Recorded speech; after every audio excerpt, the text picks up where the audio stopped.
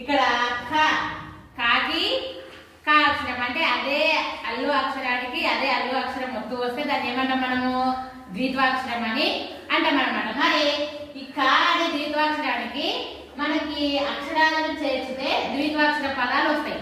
మరి ఆ పదాలు జాహ్నవి రాస్తారంటే ఒకసారి చూద్దాం. ఓకేనా? కమ్ జాహ్నవి.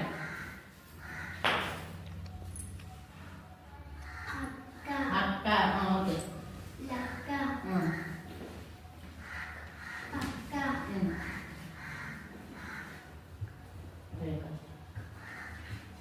రెక్క చెక్క